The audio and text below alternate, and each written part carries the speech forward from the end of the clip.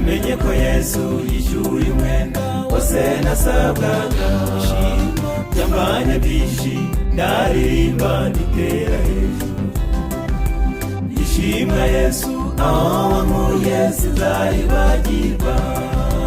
Haleluya warakoze guhimbazwa iteka. Tukuririmbe tugusingize ushyirwe hejuru. Ibyo wakoze byose namenye ko Yesu yari kubwanjye. Waciye icyanzu wacika umwanzi nkamuhimbazwe. Haleluya warakoze guhimbazwa iteka. Tukuririmbe tugusingize ushyirwe hejuru. Ibyo wakoze byose namenye ko Yesu yari kubwanjye. Waciye icyanzu wacika umwanzi nkamuhimbazwe.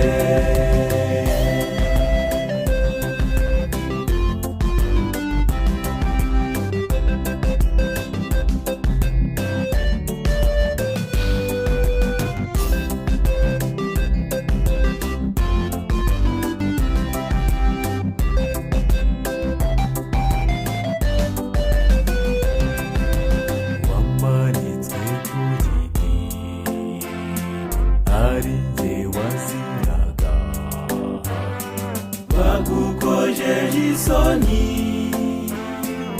uri ku musaraba. Wapfuye urupfu rubi ari jye rugenewe.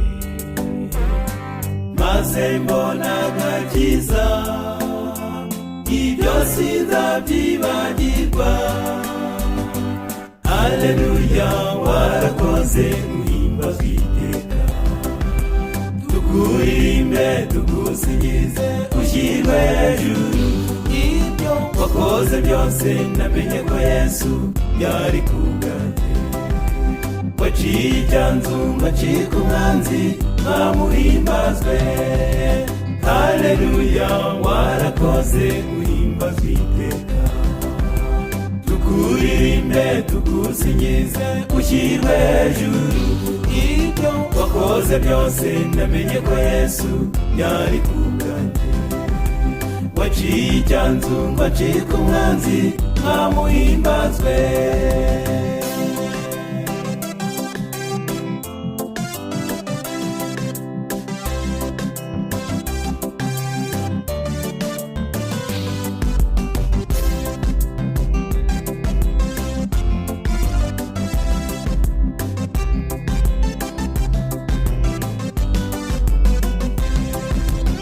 Twaracunguwe reka tubivuge. Reka twamamaze iby'urukundo rwe. Twatuboye ingoyi zose z'icyatwarimo. Twahinze bashya kubw'igitambo cye. Haleluya warakoze guhimbazwa iteka. Tukuririmbe tugusingize ushyirwe hejuru. Ibyo wakoze byose namenye ko Yesu yari kubwanjye. Waciye icyanzu wacika umwanzi nkamuhimbazwe. Haleluya warakoze guhimbazwa iteka. Tukuririmbe tugusingize ushyirwe hejuru. Ibyo wakoze byose namenye ko Yesu yari kubwanjye. Waciye icyanzu wacika umwanzi nkamuhimbazwe. Waciye icyanzu wacika umwanzi nkamuhimbazwe. Waciye icyanzu nacitse umwanzi nkamuhimbazwe.